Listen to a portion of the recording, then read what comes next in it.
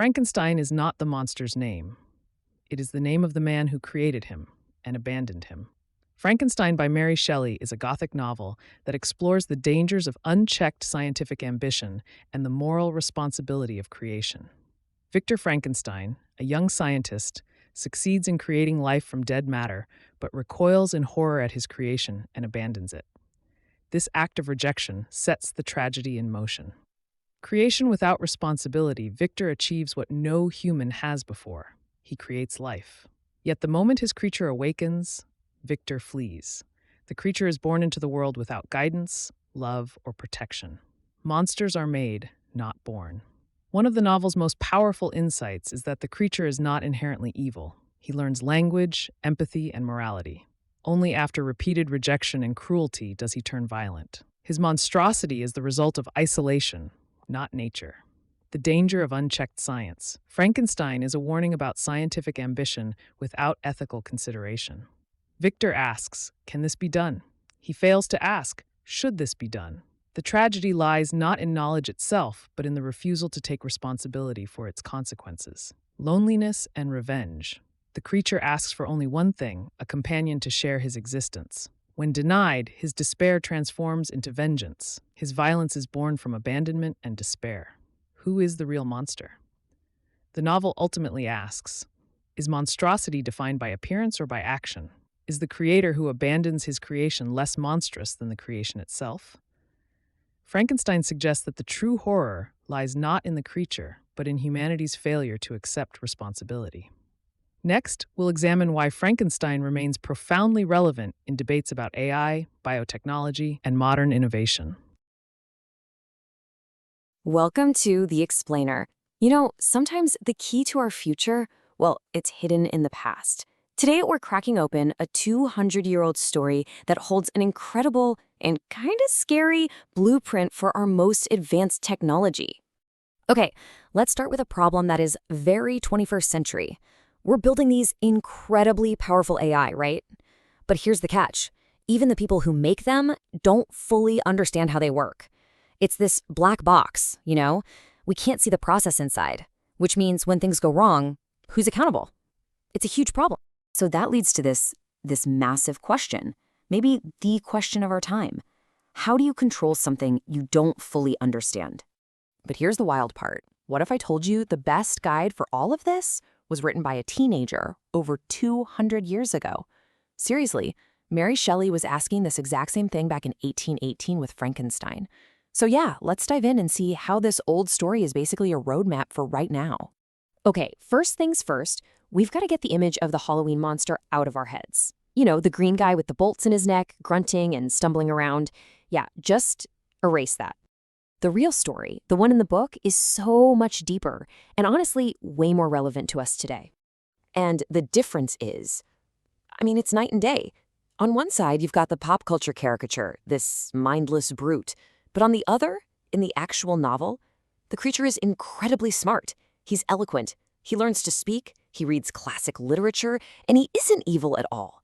He's just profoundly alone and wants what we all want, a connection. So what this tells us is that the story isn't really about a monster. It's about a massive failure of responsibility. And the filmmaker Guillermo del Toro has this perfect way of putting it. He says Victor Frankenstein isn't a mad scientist in the classic sense. He's a prodigal father, a genius for sure, but a broken one who ultimately dooms his creation simply by walking away from it. Right. So this is the absolute core of the whole book. The tragedy isn't that Victor created life. That's just the starting point. The real sin, the thing that sets everything terrible in motion, is that the moment his creation opens its eyes, he rejects it completely. And Victor's reaction, it's immediate and it's visceral. He built up this dream of a beautiful creation in his head, but the reality, it horrifies him. He can't handle it. He doesn't see a new being that needs guidance. He just sees a monster, a wretch. And what does he do? He literally runs away. And this is the direct result. The creature, who started as a total blank slate, takes that rejection and it becomes his entire identity. He describes himself as miserable and abandoned, something to be kicked and hated. It's just heartbreaking. His entire sense of self is built on the fact that his own maker couldn't stand the sight of him. So you see this tragic back and forth between them, right? And it all points to the book's central, timeless warning. When you create something, you have a responsibility to it. It's a profound moral duty, and it's the one that Victor Frankenstein fails in the most spectacular way possible. Okay, so let's take that blueprint and apply it to our world, and our first stop is the incredible and kind of fraught field of genetic engineering. Because now we're becoming creators in a way Mary Shelley could have only dreamed of. So for a while now, we've had things like IVF, where we can screen embryos for genetic diseases.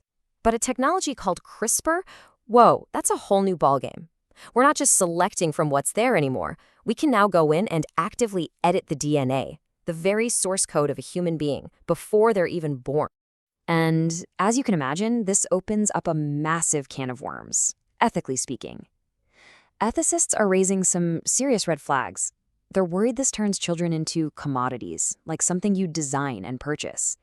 It could push society toward these really damaging ideas of perfection, and even create pressure on parents to choose the best child. And doesn't that sound familiar? It's the exact same drive for an idealized perfection that led Victor Frankenstein to disaster. Okay, but if you think the connection to genetics is strong, just wait. The parallels get almost chillingly prophetic when we stop looking at our DNA and start looking at our digital creations, specifically artificial intelligence. This table, right here, this is pretty much the key to everything we're talking about. It lines up the risks of AI right next to the plot of Frankenstein, and it is a perfect match. The opacity risk of AI, that black box we mentioned, that's Victor having no idea what's going on in his creature's head. The control risk, the fear of AI going rogue, that's the creature escaping and living by its own rules. And unintended behavior, like AI hallucinations, well, that's the creature's loneliness twisting him into something violent. It's the same story, just 200 years apart. But the book's most profound warning might not even be about technology. It's about us. It's about human nature. It's a powerful lesson in what happens when we decide someone or something is an other and not one of us. You see, the creature's rejection, it wasn't just because he was ugly. It was because he was different. And historians point out that Mary Shelley was writing this during the height of the abolitionist debates, a time when the very humanity of enslaved people was being argued over. Using physical appearance to deny someone their personhood, that's a tactic with a long, dark history. And this is so important to understand. The creature's violence doesn't come from some innate evil. It's a reaction. It is a direct result of being abandoned by his creator and rejected by every single person he meets. All that rage comes from a place of profound loneliness. It's the tragic outcome of being denied the one thing every conscious being needs, a sense of belonging. Which brings us right back to today and to the novel's final haunting question for us. We are all creators now. We create algorithms that decide who gets alone. We edit the code of life itself. We build online worlds that can bring people together or tear them apart. Our creative power is almost godlike. So, the question Frankenstein leaves us with is, what are we going to be held accountable for? And more importantly, what or who will we choose to abandon?